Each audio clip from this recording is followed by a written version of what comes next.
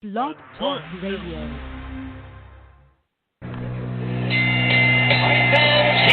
we go with the main event of the evening. Ladies and gentlemen in attendance, boxing fans joining us around the world. It's time for the bout you've all been waiting for. Finally, it is showtime. Here, man, we dedicate our life to this sport. We do thousands of sit-ups in camp. We run hundreds of miles, for the ones that take it serious. And we just dedicate ourselves fully to our craft, man. We watch tape. We have attitude. We moving, and we go into that fight just to land on the line.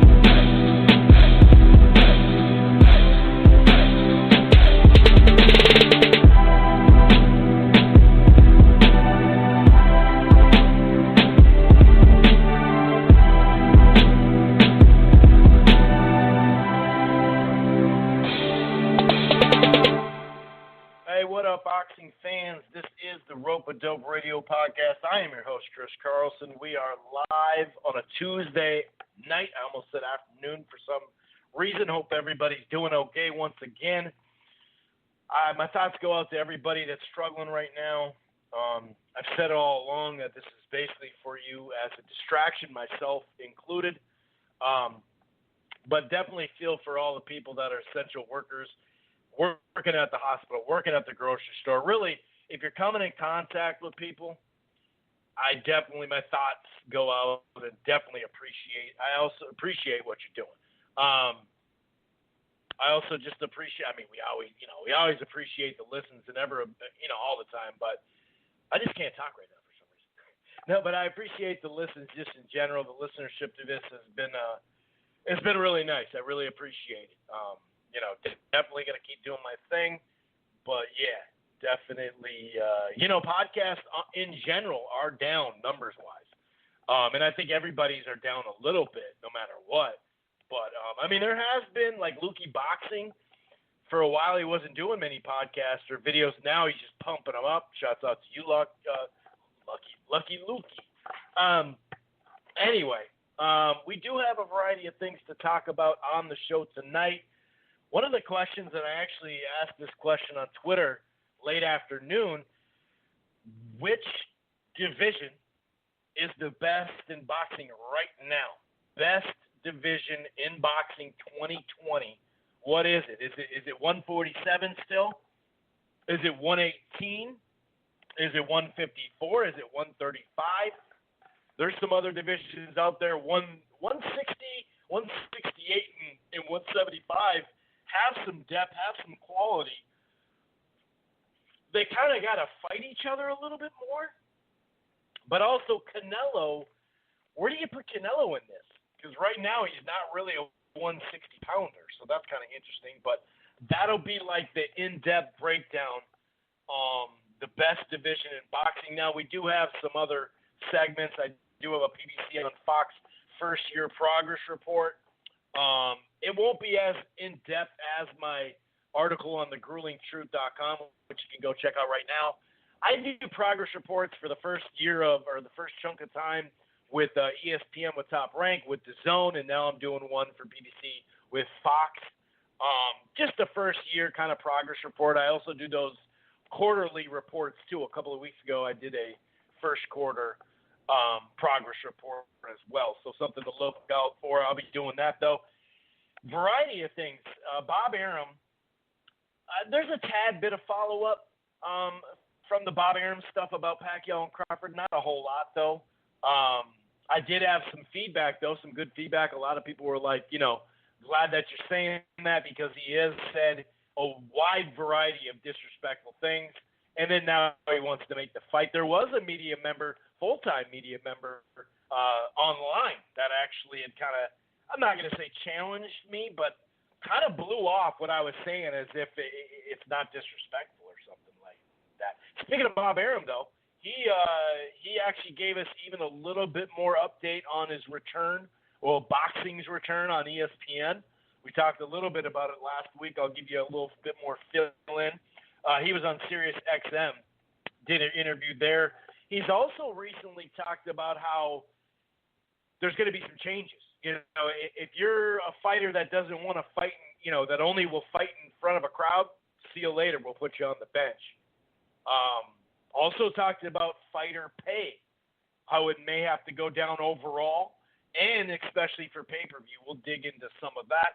Mike Tyson, it just shows you how popular this guy was. Tyson, you know, he talked about, I want to come back, I'm in shape, I want to come back, but it sounded just like charity. Him and Holyfield for the trilogy, but it's just a charity exhibition. I'm in between on that exhibition thing. I like the charity thing. Like, what are we talking about, headgear too? And big gloves? Because that, to me, is an exhibition. Not to, like, hack, you know, any kind of amateurs out there. I'm just saying at this age, well, we'll talk about it, because Holyfield saying I'm down, Tyson saying I'm down. He put out this clip of him going off on the mitts and saying he feels ready to go, and it definitely dropped a lot of attention. I'll give you my thoughts on it. There's some other things, too. Actually, I watched the George Foreman doc I'll tell you all about. There are some minor UK boxing rules that have recently been released that I'll go over. Of course, we'll get into the ever-popular boxing Twitter segment.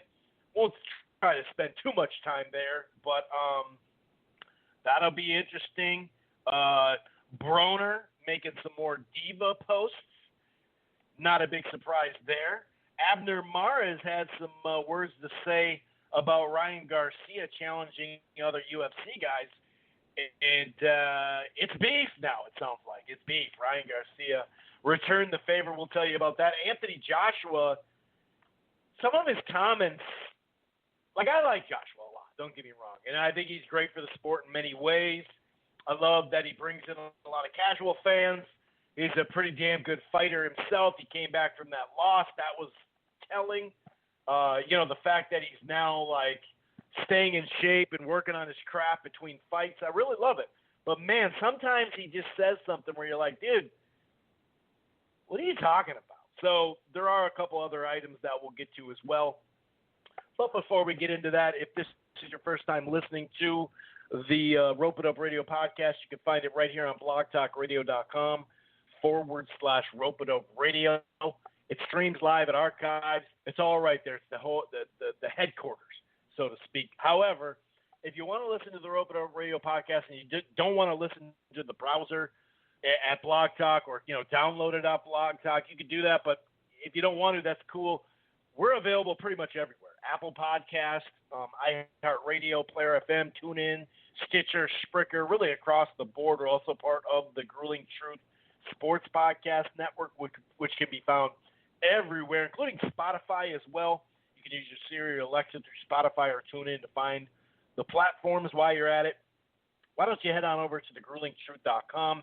That's thegruelingtruth.com. It's boxing, it's football, basketball, baseball, it's everything in between.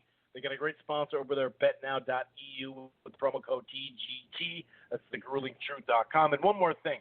If you're thinking about cutting the cord, or maybe you're not quite happy, everybody is a whole lot, I shouldn't say everybody, because a lot of people are working more hours and harder hours and all that type of stuff. But a lot of people are out there archiving a bunch of stuff, as you know. So if you're thinking about cutting the cord, or you're not quite happy, I do have AT&T TV Now live streaming cable for you. Okay, I do it myself. There's a 7-day free trial. There's no annual contract. Even when you do start the plan, it's $55 a month. That's where it starts. You could stream it anywhere. It has the cloud DVR. And for boxing fans, Showtime is $11 on there. Just a heads up there. Like I said, plans start as low as $55 a month. It's AT&T TV Now. That's live streaming cable. However, if you're in a part of the country that just is horrible, or a part of a state you're out in the boondocks, I get it, where your internet is just shaky. It's one thing to archive something off Netflix or download something or whatever, but when you're having a live streaming program, a platform, I should say, that does add something to it. So there is AT&T TV. That's your normal cable platform. It's a growing brand right now. It's here in Minneapolis, Minnesota, in New York, parts of Florida, parts of Texas, parts of California, all the way up to the Northwest and Seattle. Other places like St. Louis, really all across the country. It's available in limited areas. Just basically Google it, AT&T TV, put your area code in there, see if you got it in your area. And like I said, it is a growing brand, so we'll be there maybe soon. But otherwise, AT&T TV now, like I said, that's live streaming cable. Okay. Like I said, I hope everybody's doing okay out there. I'm excited. I'm excited because the thing we've been talking about is, the hope, the light, that little light, just a little bit of light creeping out at the end of the tunnel as far as return of sports and especially boxing for us, right? And the fact that the UFC just had an event that went off pretty well. I mean, obviously there was somebody that had contracted the disease, the virus. They were able to get through it.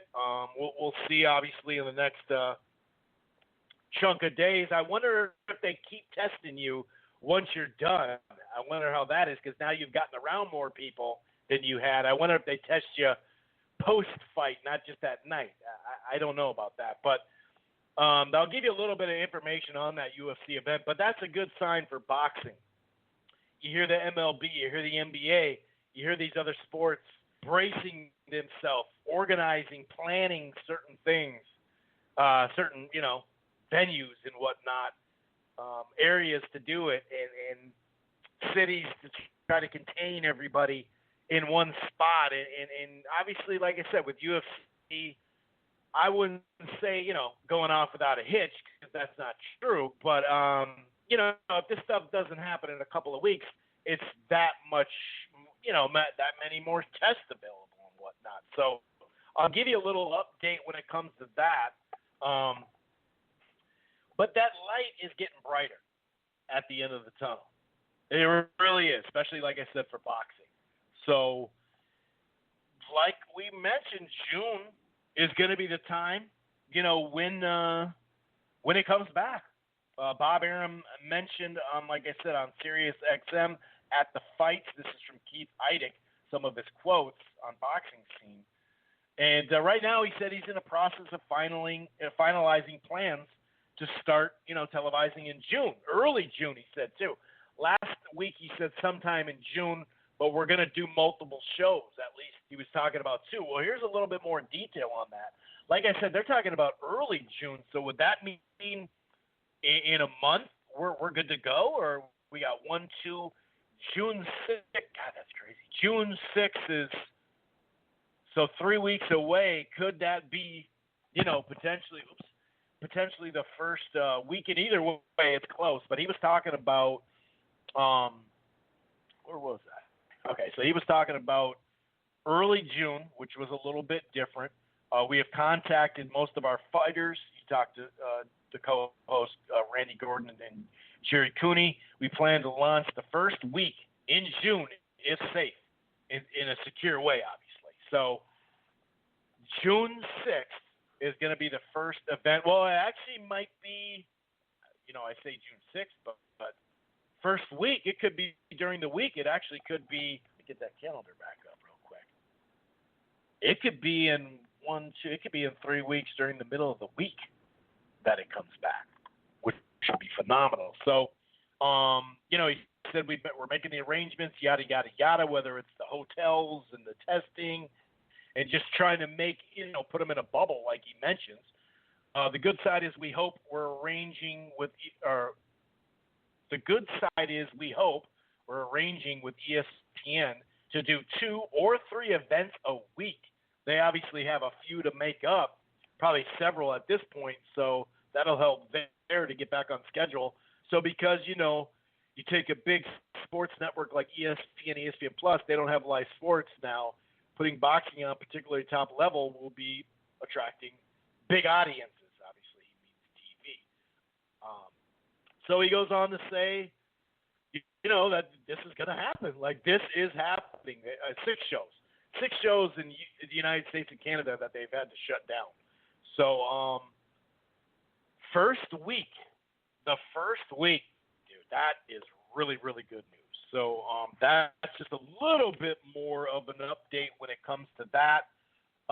We're going to keep with Aram here in just a moment, but also Keith Eidig on BoxingScene.com was talking about Showtime.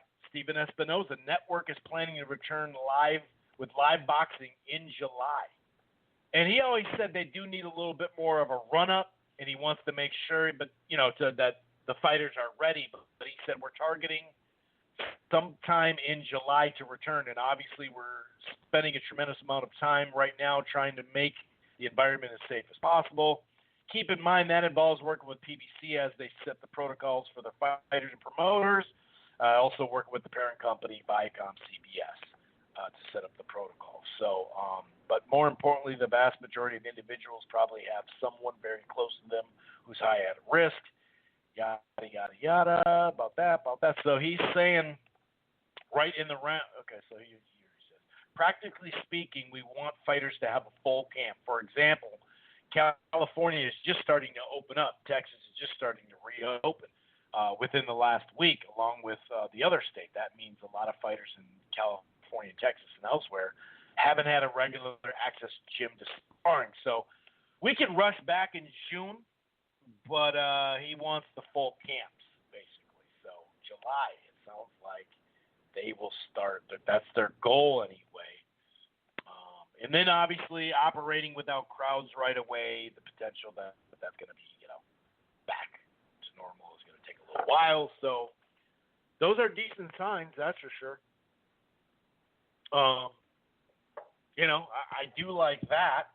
Before we get into the best division in boxing, which we will break down, whether it's 135, 154, 147, 118, a couple other out there, I'm going to go over some of the Twitter stuff too, Twitter segment, of course, but the replies, because I got a fair amount of replies and give some opinions out there. So it's not my opinions per se, but other people's opinions as well. Of course, I'm going to give my take on it too. So Bob, speaking of bringing it back, right? Boxing. Bob also, and this is Keith Eidig. I'm just going Keith Eidig today. BoxingScene.com once again. This is the headline. Aram, we must convince fighters to take lower guarantees, more upside for pay-per-view fights. Which makes sense, the fact that they don't have the crowd in a pay-per-view setting. He talked about how Crawford and Porter probably at this point wouldn't happen. Same with Spence. A lot of these pay-per-views, Wilder and Fury, the trilogy is set right around October, but I shouldn't say set as a tentative date. They're in between on that, so that's probably what he's talking about. Hey, man, if we're gonna do it on pay-per-view, you got to go lower. So this is kind of what he was saying. He believes that the equation needs to change, especially if promoters and network partners are to experiment with lowering the prices. So that's kind of interesting. Hey, I want you to take less, but we're going to charge less too. That's kind of interesting. I'm not fighting it. This is what he said on Mannix's podcast, by the way, Sports Illustrated boxing podcast. But we talked about this plenty of times in the past, but he said right now they'd be better off charging $40 to lure in more customers. Most pay-per-view boxing shows, U.S. customers nearly or exactly double that, yada, yada, yada. To lower the price point, it'll take cooperation from the fighters in the main events, who in most pay-per-view shows absorb less risk than the promoters and the networks, and that is true. That's very true, and it's not like there's even that many fights that are in between on pay-per-view as much as there used to be. So, and what I mean, do you have a chance to break even type of thing? So it said both the fighters and the promoters.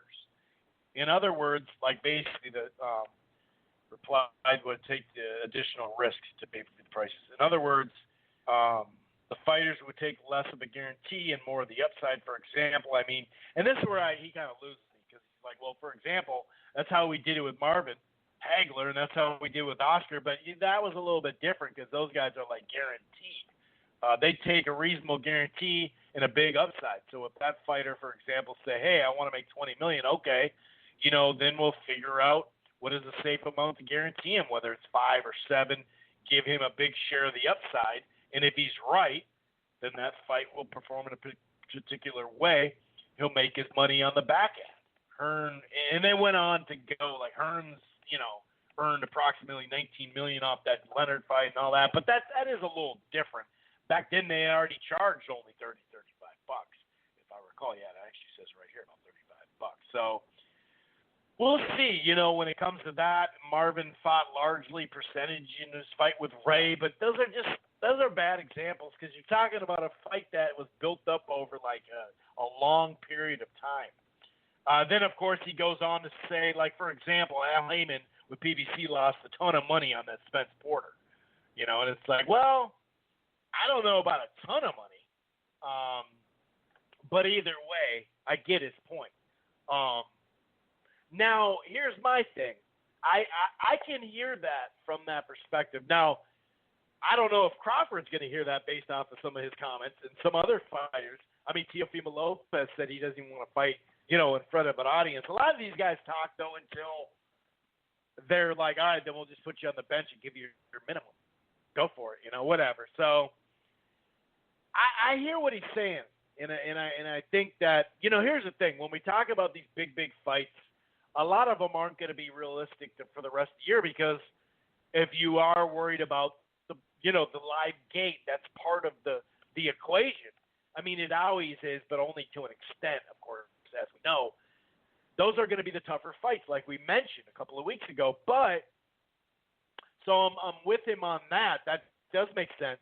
However, are you going to take less of a percentage out of your fighters' money then? Like, if you're going to give the fighters less money, then why don't you take yours down to 20 or 15% rather than, say, 30, which is sometimes the deal. I mean, he just broke that down. 30% is like, I'm not saying he does that for every single solitary fighter, but once you get in the pay-per-view realm and all that, I think it is, because he even said it with Fury. He broke it down. He had a tweet, the 70-30 thing. So is he going to take less than 30 then? Because if the fighter's taking less of a guarantee, we know some of these guarantees are way over the top because of the zone, right? Especially this last year, because they had to match the offers or come close to it or whatever. So okay, so the fighter's going to take less, and some of these guys might have to take less in general. I don't know. But is Bob going to take less then?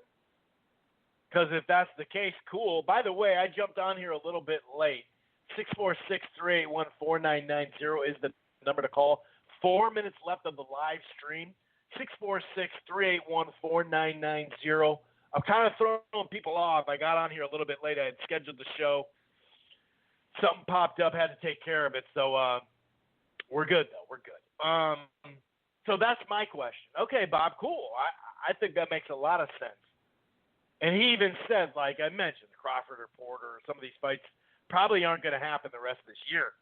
Now, the bigger fights at certain lower divisions or divisions that don't have, like, let's say, names in them, I still think you probably get by with getting some really awesome fights. I mean, they can pretty much make most of the fights that were already scheduled, most of them.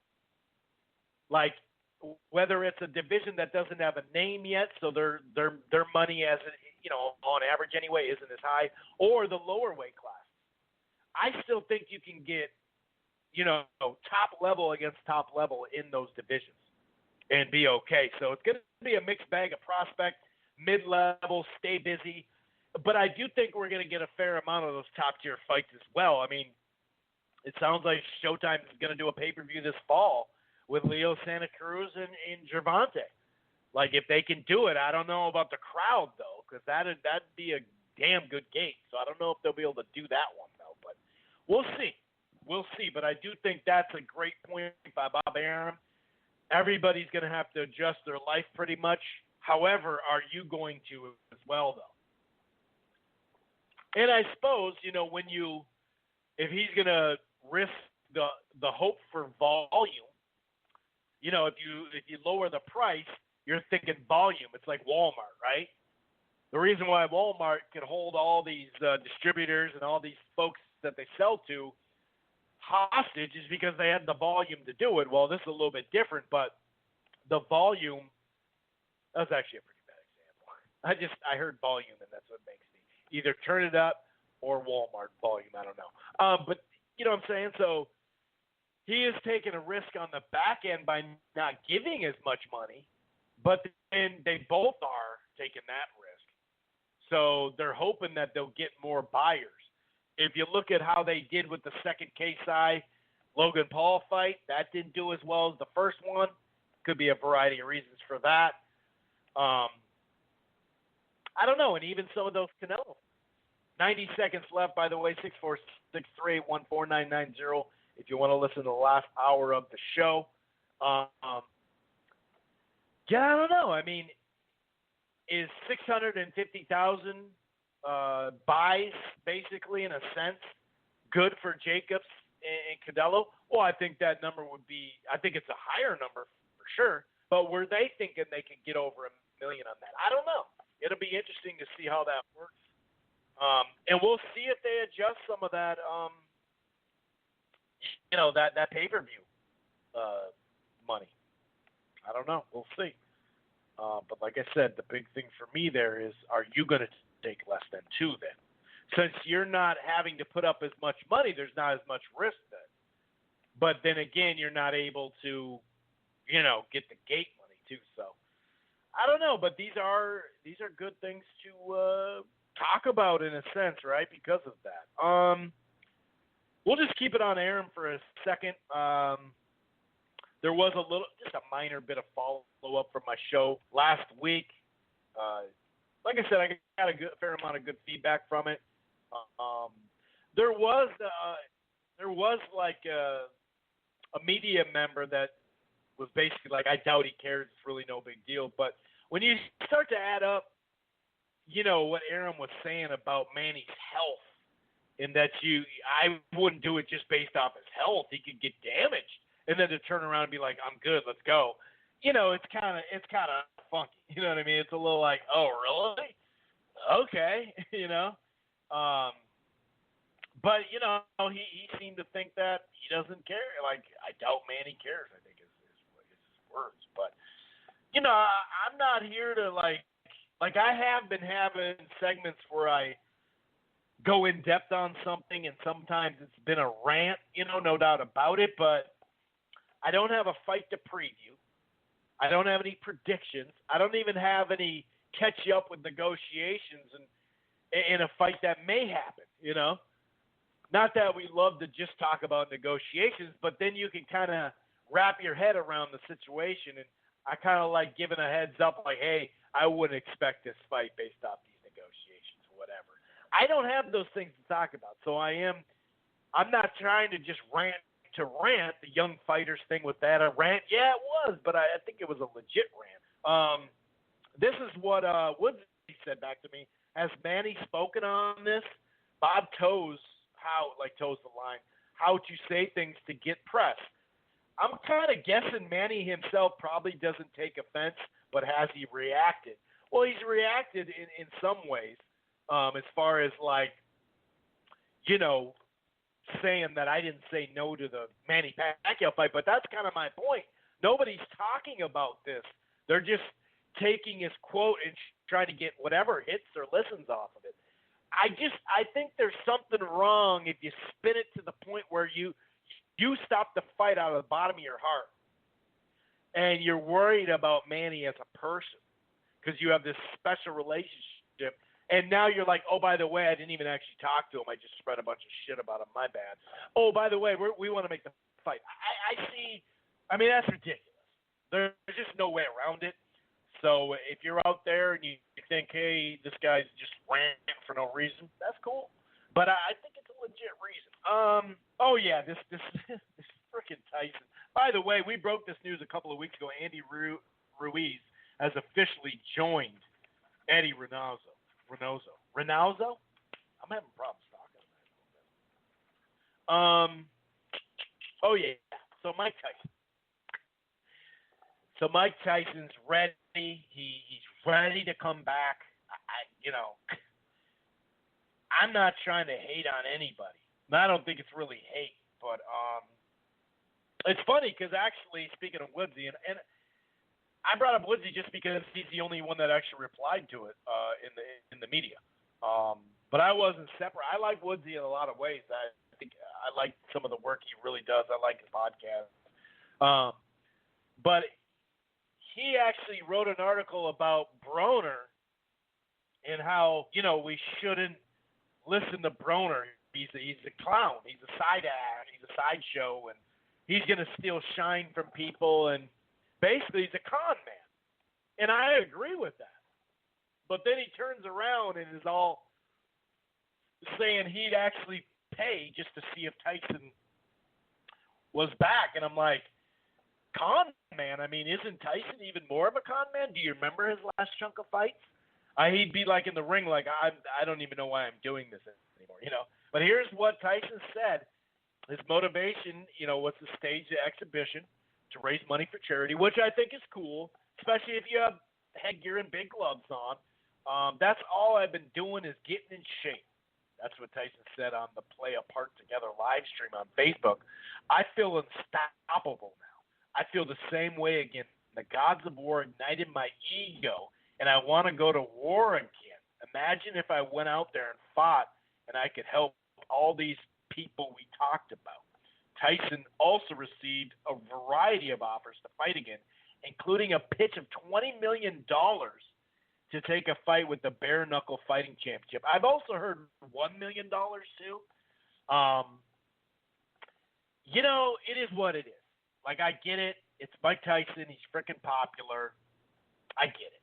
I totally get it. I understand.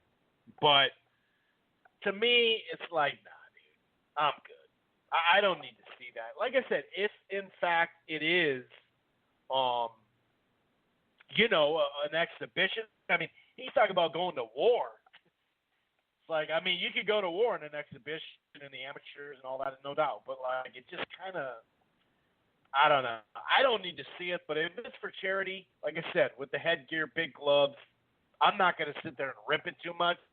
I mean, when is this going to be? I mean, part of the charity would be what they actually do. It'd be just pay-per-view. I don't know. I don't like it. I'm not a big fan of it. I'm not a hater. Do your thing, but I'm not going to get too pumped about it. But here's what Woodsy said. I mean, I bet not a cent on Mike to defeat AG. Man, I'm having problems tonight. AJ. But I'd open my wallet to see if maybe Tyson could, for 30 seconds, be 75% of the swarming beast he was in 1986. And actually, it's cut off here. And could catch Joshua and send a message to 50-somethings all over the world that they too could turn back the clock. Of course, after the clock turning exercise, the ER would be in, yada, yada, yada. So I did find it funny how he called, Broner a con man and turn around and be like, but I would open my wallet for him. It's like, let's let these young dudes get this shine. Let's not worry about Tyson, just like what he's saying about Broner. So, it is what it is. I'm not here to, I don't know. Because here's another clip that made me think of it as far as con man. That time Mike Tyson used a fake penis during a drug test when he fought High. At least that's what he said. It's kind of like, well, there you go. Speaking of coming back, though, this is real quick. Zayfer Promoters Fernando Beltran has said he's finalizing shows behind closed doors for June in Mexico. I mentioned this a little bit. The schedule is the 6th. Emmanuel Navarrete and Pedro Campa. The 13th, the 20th, and the 27th, you have Omar Aguilera and Jackie Nava, Luis, is that right? Luis Neri, and Alan Picasso, Miguel Burchelt, and Elwin Soto. So Burchelt's coming back the 27th. So maybe they're trying to sneak that in the fall or something with him and what's his toes. Huh. Valdez is what I'm thinking about right there. So, Tyson coming back, like I said, Holyfield's all pumped about it. And then James Toney. James Toney pops in like, nah, dude, I want a piece too. It's like, oh, here we go. See, this is what you started, Mike. This is what you started. Like I said, I'm not going to sit there and knock your hustles, guys. And if you got to make some money, make some money. It's for charity, supposedly. Now, Bare-Knuckle Boxing. I mean, Bare-Knuckle with Tyson? That's a little bit different because you're not going to go against a high-level boxer at that point. Not that going against Holyfield or James Toney would be high level at this point, right? But you'd be going against a lot of guys that were never even near your level. And it's bare-knuckle, so you don't need as many punches to hurt people. God, it just seems like, I don't know. I mean, shit, $20 million is a lot. Even $1 million is a lot just for, to think you can just go there and destroy somebody. I don't know, man. But yeah, everyone's all pumped up because he spazzed out on the mitts, but give him a couple more minutes. I mean, he had a health condition back then that we didn't know about at the time. And you could kind of see as the rounds went on, he would get a little winded, right? So, more power to him. I'm not a big fan of it if it's a real fight, like fighters fighting Tyson and Holyfield, or Tyson against a youngster. But bare-knuckle, the only reason why I'm open to that a little bit is because, I mean, if he hits these guys, it's not going to take many punches. He can take a pretty good punch, right? These guys aren't anywhere near. That's a little different. I can't rip them for kind of that money. Couple different items before I get to the best division in boxing. George Foreman, the documentary. I think it's just Foreman. I think that's what it's called. It's on Epix right now. And I got like a 30-day Epix free trial because they have 3 shows: War of the Worlds, Godfather of Harlem, and then I'm missing one. Oh, Pennyworth, I think it is. Those 3 is the first season. Man, all 3 of them I like for different reasons. But that's a quality documentary. If you have Epix or, you got some time in your hands like a lot of us, check it out. Foreman. It's very well done. It's on Epix.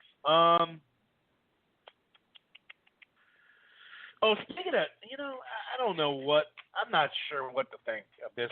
I was going to say, Tyson Fury's saying he's got this huge announcement he's going to make.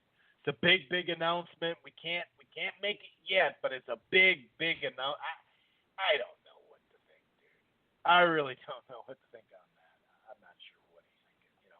What if it's actually real or not. Who knows? You know what I mean? Who knows? I certainly don't. By the way, just a little follow-up from people, anybody out there that said I was just hating on the UFC, here we go again. What, was it 2 weeks ago or last week that I said that the Endeavor holding group, the Group Holdings, Inc. is actually looking to secure a loan? Here it is. They have secured a loan for $260 million to help shore up the entertainment company business, which obviously has been hammered by the coronavirus. The borrowing, which will supplement an existing $2.8 billion term loan, will carry an interest rate of just under 11%, yada, yada, yada. But there you go. Another thing, and it says it right here. Once again, the financing should help alleviate concerns with Endeavor, which is the largest talent agency, blah, blah, a lot of live event business, a lot of movie stuff. The company's revenue has fallen roughly 70%, excluding UFC, because it's going to continue to get paid. So there's something for you right there. But yeah, I don't know what exactly, if anything, is coming out of this Fury stuff. I don't know if he's. I really don't know. Sometimes it's been just like people just trying to, stir up stuff, which I get, you know what I mean? Maybe it's some kind of, new brand that he's going to be, representing or something like that, a new sponsor. I don't know. I really don't know what he means by some kind of huge announcement. A lot of people are speculating, it's a fight. Him and AJ are going to fight. And you never know. I mean, could they do it in Saudi? Yeah, possibly. Possibly. Maybe that's what it is. Maybe that's what it is. I really don't know. But he seemed really excited about it. That's for sure. Here it is. He said Tyson Fury is great at getting the fans, blah, blah, blah, blah. Massive news could be coming. Fury teased on how all will be revealed very, very soon. No sooner had Fury uploaded his video that the fans speculated about the Fury fight. We've got some massive news coming soon. Massive news. I just got off the phone with the old MTK management company, and we've got some massive news coming for y'all very, very, very soon. So keep an eye out for it. Just assuming, that it has something to do with the AJ fight. I don't know. Here's that other thing I was telling you about. Mike Tyson offered $1 million to box Sonny Bill Williams in Australia. So that would be like a fight, not just a bare knuckle, but that'd be an actual fight. $1 million. I don't think I've ever seen that guy fight. So I'm not going to sit there and tear apart that guy. Who are you or anything like that? Because I got to admit, I don't believe I've seen that guy fight, but I could be wrong on that. I don't know. But the UFC, like I said, did go off, not without a hitch, but that what is it, Gagey? Is it Gagey? Sounds like Gagey and Khabib are going to fight potentially next. That's what Dana White said. That's what Dana White said. So, let's see here. Where's this quote? He also talked about, here we go. I expect Khabib and, what's the dude's name? Gagey to happen this summer. I don't know if it'll be the first one, but it will be on Fight Island unless miraculously the world, comes back together faster than we think. So that's one of them. I also heard him talk about McGregor. Oh, he was actually on, or he was going to be on. Is it already on? I don't know if he's on the Pug Boxing and Coppinger show. He had Dana White on. They talked about, how, is Zupa Boxing still in the works in UFC 249 and Fight Island. He also said boxing can be fixed, and Eddie Hearn might be the guy to do it. When Eddie Hearn puts on a fight, he actually makes money. I wouldn't say that here in the States, but yeah, overall, I see what he's saying. It's a good point. He talked about, I'm just looking at it just in case here. He talked about how potentially it might be, by the way, having Andy Ruiz return, or not return, but to be selected by Eddie Reynoso, or he selected Eddie, whatever the case is. Now he's got Canelo, Ruiz, Oscar Valdez, Julio Cesar Martinez, and Ryan Garcia. Eddie's got a nice little stable coming along there, if I don't say so myself. And like I said, that it sounds like Leo Santa Cruz and Gervonta is going to happen this fall if they can, make it happen, obviously. Oh, by the way, RIP to Jimmy Glenn. He's a guy that, put in a lot of work in the state of boxing, or not the state of boxing, but boxing in general. Spent more than 70 years in boxing in some capacity. Glenn began working as a trainer in the 1950s, early 50s. Not long after, had a brief amateur career in which he lost to eventual heavyweight Floyd Patterson. Of course, the beloved owner of a popular bar in Times Square. But yeah, 89 years old, so he lived a whole life. But Cut Man, longtime trainer, like I said, the Popular Bar as well. He died of COVID. Jimmy Glenn, R.I.P. Man, that's a rough one, no doubt about it. That's a rough one. What did he say? He said something else. I know I got it someplace. Sorry about this here, guys. And they kind of went over a lot of, they had a lot of different, obviously protocols. This is how, they kind of worked it out. So each fighter will have and I'm talking about the UFC over this weekend. Each fighter will have a designated waiting area at the hotel.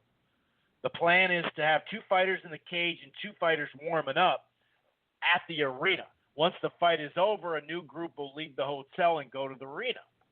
So it was kind of like an ongoing thing. They talked about how many, how many tests they did, which was a fair amount. They did have a protocol, it sounds like, though, in the contract. Here's what Steven Espinoza said about it. This is in reference to anyone know why you are not seeing any critical comments from the fighters or corners or managers about health or safety issues, because I guess there was a protocol in the document that they had to sign. This is what Espinoza said. It's because they were required to sign a document which says that they could lose their whole purse and bonuses if they say anything negative about the COVID protocol.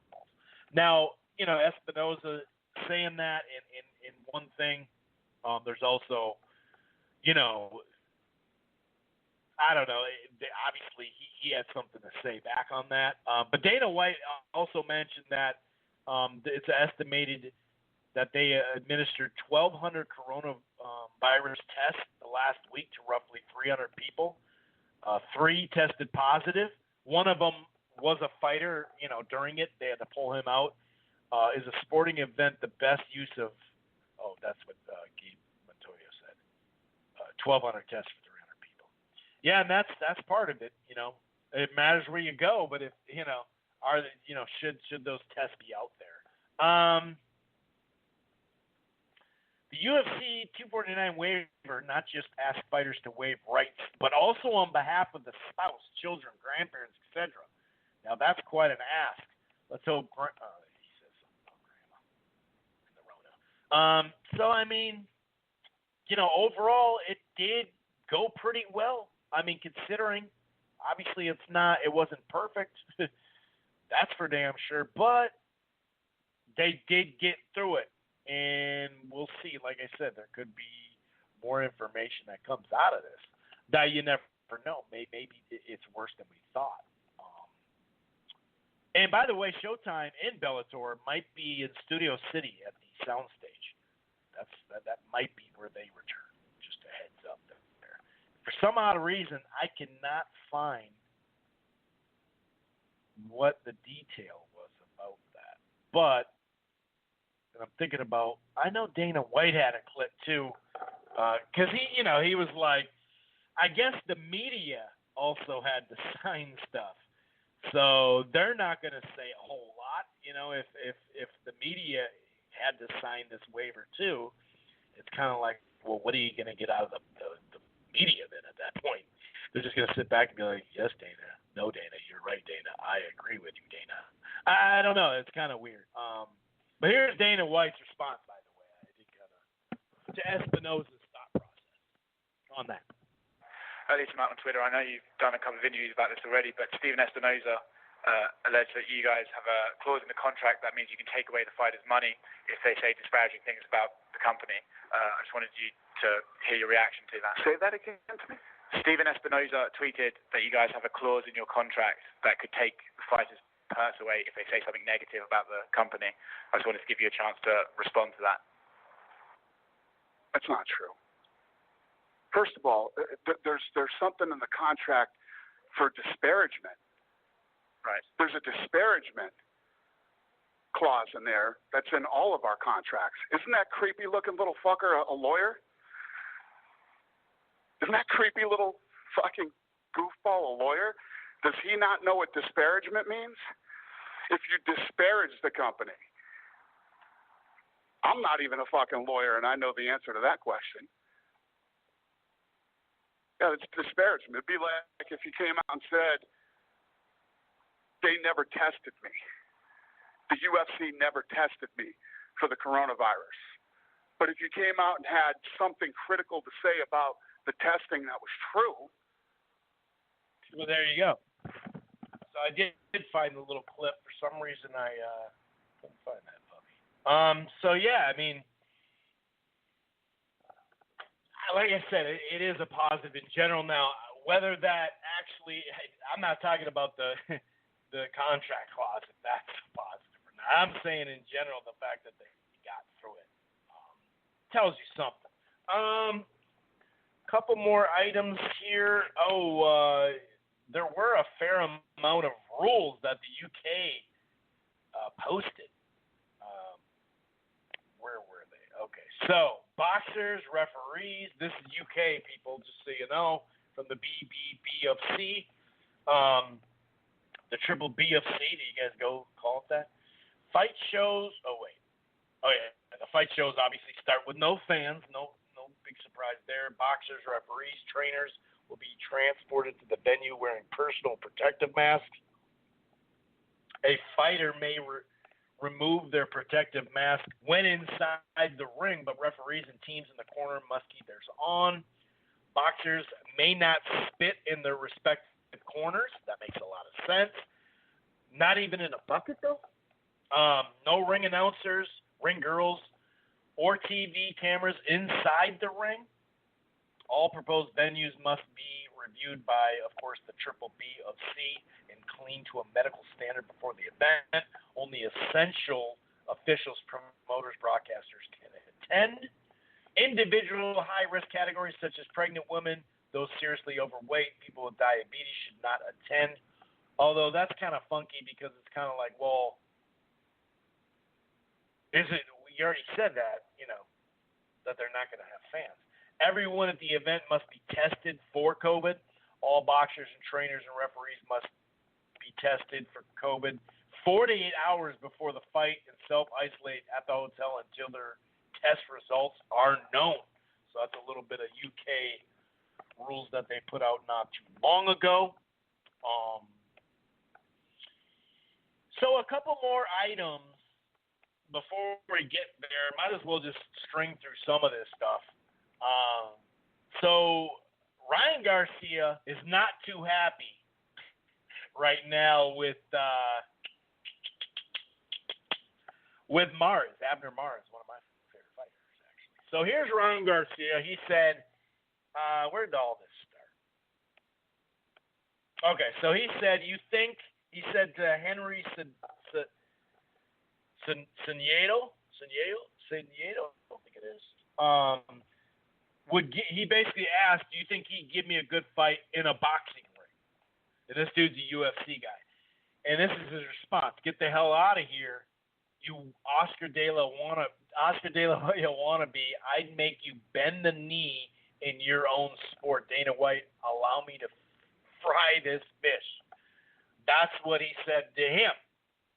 Now he responded, don't end up like Conor now. Meaning Conor McGregor, obviously. My guy, Henry C., is 5'4". You enter the ring with me, you'll end up retiring for good. Just enjoy your championships in MMA. So he went back at him. Now, Abner actually did come out and say, funny how fighters are calling out UFC legends. Must be a fan of this dude. Stupid. Funny how fighters are calling out UFC legends when they still haven't done shit in their own sport. Just saying. That's what Abner said. Now, and he makes a good point. I find it real funny. This is Ryan Garcia. Old ass. And why did he just say it? It's just funny. Old ass Abner Mars is talking shit. If you want to get knocked out again in the first round, so I guess Garcia's knocking out everybody in the first round from here on out. I find it really funny. Old ass Abner Mars is talking shit. If you want to get knocked out again in the first round, then be my guest. That goes for you too, Linares. Okay, he responded. I'll give him that. Then Abner came back. My old ass is just getting up? What did I miss? And you ain't knocking no one out, especially in the first round. Wake me up when you fight someone decent. Going back to sleep, need my my 10 hours doc recommended for us old men. Oh, yeah. Good morning. And he also added, and this isn't even no clout chasing because I ain't even at the homeboy. These are just facts, basically. Going at him or just in general, or he's not a homeboy with him. These are just facts. Is he a good fighter? Yes. Is he the future? Well, looks so. But looks so by the way they're taking his career. Got it. Has he done shit in boxing? Hell no. Other than making the double-end bag look easy. So that was a little fun little spat there. We'll see. I doubt that fight would ever happen. But so Anthony Joshua, right? Sometimes his comments are just goofy, dude. Sometimes they're just so fucking goofy, dude. And here's another one.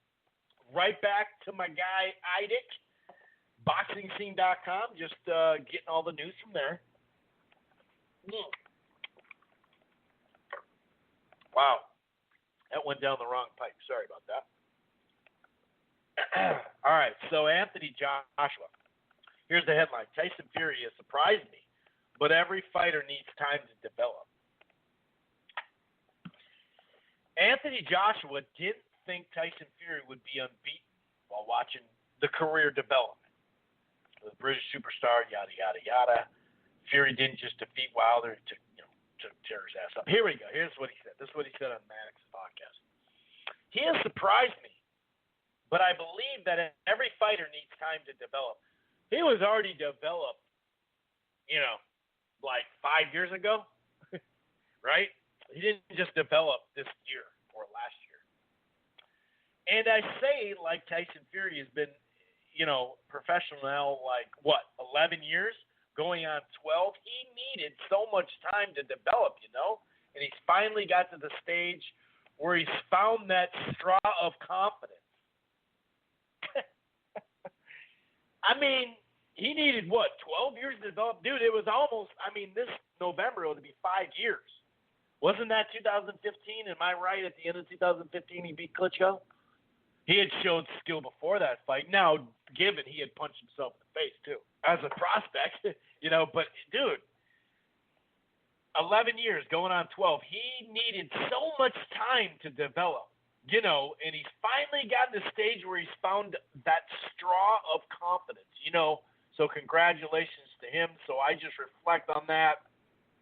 And that's why, as you said, that bird's eye view, when I'm studying these guys, Tyson Fury, when I was coming through and I looked at his career, or I looked at my career and I said, whoa, I've done what it took him 10 years to do in 3 years. Imagine where I'm going to be in 10 years. So I keep on moving through, and I get that I had my little issue with Ruiz thing last year. But I've always say another 6 years from now, when I'm where Tyson Fury is, in time to time, I should be unstoppable because of the wisdom and the technique and all that. It's just a funny quote. Like he's finally developed. It's like, dog, he's been developed for a while now. Let's calm down a little bit. But he always has some quotes where you're like, really, dude? Like, really? Okay, so let's get to some. I'm gonna go boxing Twitter too, but let's get to some of this main stuff here. By the way, just the PBC on Fox, 1 year review. Like I said, you can just Google this or go to gruelingtruth.com under the boxing segment or area, and you can find that, or just Google it, whatever. It's basically the progress report for the first year of the PBC on Fox deal. I know it's over a year, but overall, I think people realize how well they've been pushing this stuff, how a great job they've been doing promoting. I think that's pretty much undeniable. So kudos to them for that. The pros and cons, there are some things they need to improve. There is I'd say we should probably steer clear of Erislandy Lara and Canelo Alvarez's brother on a main event, that type of thing. But I think a lot of when they rolled out, there are two rollouts that they had originally in 2018 to 2019. When they did the rollout then for the first chunk of the year, 2019, a lot of people were kind of down on it. Nah, it's not really that good. And it turned out to be pretty damn good. They gave us surprises. Some of these main events have turned out better than they looked on paper. And it's funny because the same thing, they rolled out a couple of main events and cards this year, and people shitted on them, and 2 out of the 3 or 4 biggest upsets have come on a Fox main event with Rosario, and then obviously with what's his name? Why can't I think of it? Koznowski getting beat. So Duhaupas. No, it was. Anyway. So I think they've done a hell of a job promoting the sport. You can see once they actually signed the deal and it wasn't a time buy anymore, from that Charlo brothers fight card on, they have been pushing this stuff. They pushed the big fights. They've helped add numbers to the pay-per-view. Overall, it's been exposure-wise. I really like the amount of time that they put towards boxing on FS1 and FS2. And even Fox at times, shoulder programming-wise, they've put it after football games. They've done some really awesome things with their shoulder programming. Now, having a face-off for each guy, you can even see they scrapped some of that this year. I can understand some fights are just not worthy of a face-off, so I understand that. But I think they've done a pretty damn good job at shoulder programming. And, like I said, even if a fight, let's say, underperforms on a pay-per-view, the amount of press, like a Wilder, where you thought it was going to be and where it actually, where the experts said it was going to be Wilder and Ortiz, the rematch, I've heard experts say it was going to go under 150, you know what I mean? So it is what it is where it turned out, but the amount of exposure in the fall going into the winter, going into that fight that Wilder got, the fight itself, but Wilder got, and then a month later to rally back up for Fox and ESPN in this case, just that time frame, Wilder got a ton of exposure, and you can see a lot of these guys are becoming bigger names, so I think Fox has done a great job. Now, the average rating will need to come up.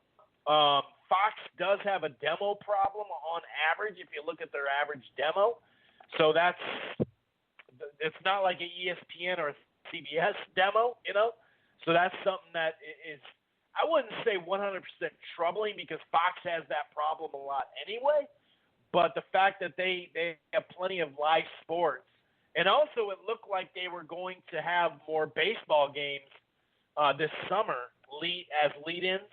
I liked what they did with the XFL. It sounds like that's gone, but hey, if 1 million or 2 million or 3 million people are watching the XFL and they go to a fight right after it, I'll take it, but it looks like that's not happening. So overall, the average rating needs to go up. I'd like to see more fights peak over 2 million. There are some, but I think they can work that up. The FS1, I like the shows, the mid-level, the prospect stuff, the crossroads stuff. I thought they've done a pretty damn good job there as well. And sometimes they'll have like a stay busy main event that isn't, let's be honest, that all attractive. But usually they hook up the undercard. So I think that's key too. We say that a lot. If you have a stay busy in the main event, you got to do the undercard. You got to hook up. You got to give something on the undercard. So I think not having like Canelo's brother against Erislandy Lara or something like that would help that rating as well. The low end of the rating. So there's things they need to improve, no doubt. Like I said, I think the shoulder programming has been pretty solid. Their commercials have been pretty solid as well. Some of them really, really good. Just the amount of it, though, I've really liked what they've done. And it seems to be working pretty good with Fox because they paid a lot less than they have for the UFC. So I think it's been doing pretty damn good. You really can't, since December 2018, they've put out the most quality fights. The Zone caught up last year, but they definitely have. So I'd say it's been pretty good. Like I said, if you want a little bit more in-depth when it comes to that, they, obviously the media hasn't given a fair shake, but that, that's a normal PBC thing in general. But if you want a little bit more in-depth, like I said, you can check it out, the PBC on Fox Progress Report first year thing. It's at the Grueling Truth Under Boxing, or just Google it. All right, we are starting to wind down here. Let's get into the main topic, okay? Let's get into this. So, what's the best division, in boxing right now today? Now, you have seen a fair amount of talk about the lightweights lately.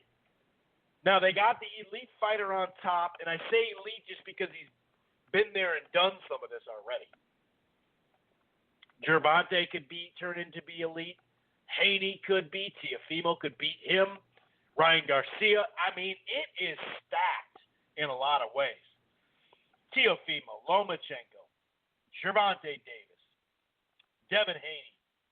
I mentioned Ryan Garcia, Luke Campbell. I mean, Richard Comey, he's not gone just because of that, just because of this last fight. Javier Fortuna has a chance to beat Campbell potentially. You still have a Jorge Linares who's hanging around. Michelle Riviera, an up-and-coming prospect that's been featured on Showbox a lot. I mean, it's deep. There's more, too, but it's deep. It's deep. And there's guys from 130 that could maybe pop up. It's pretty damn good. I'd say the one thing is they haven't fought each other really all that much yet because this is kind of a new wave in this division. So I think that's what's holding it back from being the best. But, dude, that's up there. I mean, you got to put that, I'd say, top 4 for sure. I think you have to do that. I'd probably say you have to do that. So that's a damn good division. And like I said, it could end up with having the most elite fighters in it potentially. It really could. Now, if you look at, let's say 154. 154, it doesn't look like they have an elite fighter in the division. Charlo could come out of it. There's a couple of guys. There's that Eastern European dude who I can't think of right now. Madrid, or what is it? I can't remember his damn name, but he's an up-and-comer. So, it doesn't look like they're, like I mentioned, there's necessarily an elite fighter, but it's really full of depth. And not only are we talking about, it's full of depth, but we've seen that ever since, what was that, 2017, 2016, where they had that triple header, all 154-pounders. I think it was Lauren, Martirosyan, and then the Charlo brothers in separate fights. I think that was that all? Because I think the Jermal fought Trout that night for 154 belt, and then, or trinket, whatever you want to say. And then it was Jackson who gave him a damn good fight, the other Charlo, Jermel. And so I think that was like May 2016. So that's like 4 years ago. They've met, we've seen upsets. We've seen great fights. Have they had the major unification that brought all the best belts together? No. Undisputed. They've had plenty of, unifications. But when you look at it, whoever gets out of this, you might have to say they're elite. Charlo, Rosario, Teixeira just won a belt. Arislandi Lara, Brian Castillo. I guess you could say Kell Brooks around here. Hurd, Michael Soro might get a chance, I think, with Castano, right? Jacques Coquelin, Erickson Lubin, Julian Williams, Tony Harrison, R.I.P. to his pops, too, by the way. Kurbanov, is that who that guy was? I can't remember who that guy. But, they are deep, dude. I think it's Israel. Madrimov, something like that. That's who it is, actually. So I'm looking. I mean, it's fucking deep. It's a damn good division, dude. I guess, like I said, the one thing holding back 54 is no one has emerged just yet. I believe Charlo won the first fight with Harrison. So, but now he knocked him out. So I'm good on that. Do I want to see a trilogy at some point? Sure, definitely. Because I did have Harrison up 6-4 at the knockout. So, do we go right to it? Hey, if that's what happens, cool. If not, that's cool too. I guess my point is he can still fight Hurd, Arislani Lara, a bunch of the guys I just mentioned, Charlo. And if he got a couple more Rosario, obviously, too. If he got a Daniel, dude, it is deep. It's freaking deep, man. That might be the deepest division right there. And like I said, the entertainment, the whether it's great fights, razor sharp fights, Castano and Lara was another good fight. Lara Hurd Williams. I mean, both Charlo Harrisons were competitive. It's a damn good division. Now, 118 bantamweight is another one where you look and you go, there's a lot of talent there, dude. Obviously, you got the monster Inoue, Ulubali. You have Casimura, the guy who he was about to fight. You have Luis Neri. Well, is he going to be at 122? Nonito Donaire is still there. Looks like Rigo is going to, try to be back there. KK could still be lingering. Rodriguez is damn good. There's another Inoue too. Takuma? I think that's what his name is. Joshua Greer is a prospect coming up. You still have a vet like Rasheed Warren, although he's probably past his prime. Same with Quattros. Ayano's no chump. 118 is freaking deep too, dude. You do have some other prospects like Russell Jr. coming up there too. Gary Antonio Russell Jr. Do we have any other prospects I missed? I think you did. But that's pretty freaking deep, man. And not even that long ago, there was even more people at that weight. Because, Chocolatito, is he 122 now? Or can he be at 118? Is he going to be 118? So that's something, man, that's a freaking deep division too. And 122 is pretty solid as well. No doubt, pretty solid. Someone said light flyweight, 108 as well. Obviously, it's pretty deep. I'm not going to sit there and break down all the guys like I know everyone in that division. Just to be honest with you, shouts out to Asian Boxing, though. He came with that. And then, obviously, welterweight. Welterweight. The thing with 160, 170, 175, 168, 160 is weird because you're stacked, especially if Canelo's there. 168 has some talent, but Canelo adds to that depth. 175, you have Bivol, you have Beterbiev, you have Kovalev still, you have some big, I shouldn't say big name fighters, but some pretty damn good fights to be made there with some depth. And some guys coming up, and even a guy like Jean Pascal and Badu Jack, who still will give you a good fight. But if Canelo stayed at 175, that would add to the depth. I think those divisions are just on the outside. 160 is deep. Don't get me wrong, but it's kind of like, well, Andre has yet to really have a high-level fight. Charlo, most of his damage was at 154, so, I don't know. It's pretty damn good, though. And then, 147. You got Spence. You got Crawford. You got Porter. You got Thurman. You got Ugas. You got Danny Garcia. Obviously, you got to still say Mikey Garcia, to an extent, right? At the high levels, I don't know. He looked pretty good. You have Sergey Lipinets. You have that Abdukharov, whatever the hell his name is. You have Bess Putin. You have Jamal James. You have the Mean Machine, who actually looked pretty good. Thomas Delorme, who's going to fight James. You have Jaron Ennis coming up. I mean, damn, a lot of people like that. A guy like Abel Ramos. When you look at this, and then the vets like Josecito Lopez still, even like a Ray Robinson who almost beat the Mean Machine.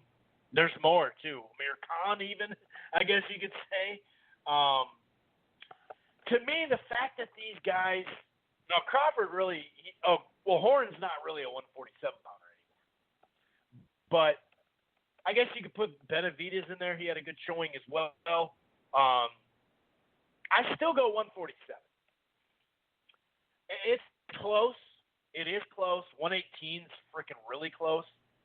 And the high-end talent, 135 has high-end talent, but it is inexperience, where I think 118 has high-end talent, but that is experience. Inoue, their elite guy, and some other pretty damn solid fighters that I mentioned, is elite.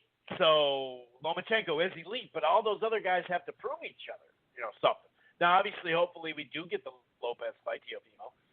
So, man, when I look at it as far as experience and depth, and especially like that veteran depth too, I'd still have to go welterweight.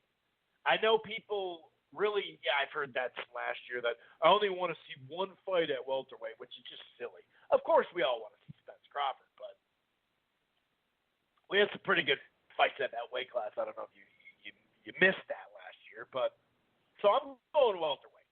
I still think welterweight is actually the best division. It's tightening up, no doubt about it, but I still go that way. I really do. I still go that way. Now, with 9 minutes left of the show, we will kind of just boxing Twitter random stuff on our way out. Here's something random. Joseph Diaz Jr., this is what he said to Will Esco from badlefthook.com on SB Nation. Teofimo has all the tools to beat Vasily Lomachenko. Diaz believes Lomachenko is too arrogant and thinks it will catch up to him. So, I don't know, man. I hope Teofimo knocks him out. I don't like Lomachenko that much. I just think he's too cocky and too arrogant. I mean, okay. Has he said some arrogant things? Yeah. Once you hit that level, do you say some arrogant things? Yeah. When you have that much skill, do you say some arrogant? Yeah, of course. But, I mean, it's just funny to say that about Lomachenko when you're talking about Teofimo Lopez, too, dog. Like, Teofimo's pretty arrogant. I mean, he'll tell you that. So that one kind of threw me off. Like, I don't know if that's the reason why I would want him to beat him. I don't know. That one's a little funky, like I mentioned. It's kind of like, okay. There was a guy who works for Everlast, Ernie, put this out today. Public service announcement. You really want your name in podcast to grow, try using the proper resources to get your guests. A lot of times PR teams will actually help you promote the show. Pandering on here, Twitter, is not the move, just my 2 cents. I think that's pretty weak. I hear what he's saying to an extent, but first of all, and he was talking about this guy who just started a podcast, and I hear what he's saying to an extent, but dude, like, it's a grind to get this stuff, and there are some PR teams that'll help you, but also not for free per se, and also there's people that won't help you because of the competition. So I don't know about all that. I can't knock dude's hustle. Marcos is his name. He started a podcast during this. He's been getting a lot of good guests, and he asked people on Twitter if you want to come on the show. I don't know, dude. Like, when you first start out getting guests, dude, it's a grind. It's a grind when you get the guests. We used to have a different format years ago. We'd have 2 or 3 guests a show sometimes. It's a grind, dude. I can't knock his hustle. All right, so here's some more Adrian Broner post and drama stuff. If I don't get $10 million my next fight, I'm not fighting Showtime and Al Heyman. That's where I'm at, or that's where I'm at with this boxing shit, or I will just go do my own thing and start up all over again and become champion. That's where he's at. Okay? A lot of people might look at me crazy like might look at like I'm crazy, but I will get the last laugh. I know the business. I understand the game. It's my way or the highway, and I-75 don't stop for a while. Don't stop for a while, so keep pushing until you run out of gas or pay me. Okay, man, cool. I'm sure they're looking back and going, sweet, dude. That's fine. All right, man. Good for you. Then start over then, I guess. You'll just start over. That's cool. Here's some Twitter stuff, dude. David Benavidez versus John Jones in a boxing match. And I actually looked at this like it was Roy Jones. How does this go? Jones is listed at 6'4" with a longer reach and bigger frame, but I still say Benavidez, even at 168, chops him down. Yeah, dude. I think so. It's boxing. I looked at that, it got sent to me that it was actually Roy Jones. I saw Castillo did how he did Pretty Boy Floyd, outlining by 100 punches, and McGregor, who never boxed professionally, took multiple rounds for money.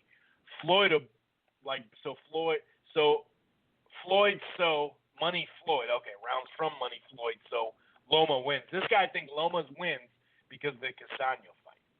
That's kind of weird. Bradley versus Mayweather. This is boxing degenerate. That's what he says. Bradley Mayweather, boxing degenerate. Bradley versus Mayweather would have been a good fight if Mayweather wasn't such a pussy. Bradley was all, come break down this wall, Floyd. Floyd was all, yeah, fuck that. I'm going to fight Baltimore or some other scrub. Are you worried that UFC is going to overtake boxing with no boxing planned for the foreseeable future? Yeah, actually, there is stuff planned. In at least another few months of no boxing, this gives UFC a free shot at showing their fights and all fight fans promotions. And with boxing fans desperate for action, they're going to tune in. Dana White sees an opportunity and he's pouncing on it. Dana is ruthless. Boxing needs to wake up. Well, the problem is it's not a couple of months away. We just haven't had the release of it. But I don't know about that. I think that's a little over the top. What else do we got? We got like 3 minutes left. What do we got? Okay. Benavidez Sr. So, David Benavidez' dad. Canelo is done, worn out. There's just so many fights, basically. Benavidez Sr. Canelo is done. He's worn out. There's just so many fights. Knees are 7%. His knee is at 7%. That's what he said. So here's another tweet. Let's say I can't read what the person sent this to me. Let's say a person didn't want to compete but agreed to so he wouldn't lose his home. I'm scared that's normal, he said. Continued, everyone's scared. We try to keep everything protected, but I keep thinking about one thing. If I can't pay my house mortgage, if I can't pay my bills, I'm going to lose my house. If I go on the streets, that's when it gets complicated. That's when I really won't be protective. I have to take care of my family, and I know the UFC will keep being protected. That was somebody's quote. Someone sent that to me, so I don't know the exact quote there, to be honest with you. Sorry. I just don't know it. All right. We got about a minute left. I'll save a tweet here. Let's try to get to some interesting tweets here.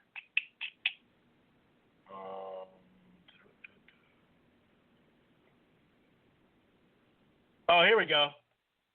The Lomachenko haters just got a way. The Lomachenko haters just got a way out. Congratulations. With the fight postponed against Lopez, now Arum saying that the fight can't happen without fans, Lopez is backing out and saying no, he won't fight Loma, in an empty arena saving face for the beatdown, which is kind of fun because it goes against what Bob was saying. They need fans in that one. The haters are jumping in support of Lopez's duck, and they now have an excuse. They looked for one. And congrats, you got it now. It's like, really? I mean, okay. Sure, buddy. Sure. Oh, here we go. I've been trying to fight Pacquiao since 2015. Back when I was trying to fight him, he was fighting guys like Brandon Rios, Jesse Vargas, Timothy Bradley two more times. I don't know what it is. I just think they didn't like my style or whatever it was. That was Terrence Crawford. So I think it's about to shut down. We'll see if it gives me a little bit of, like a couple of minutes time here. Probably shut down.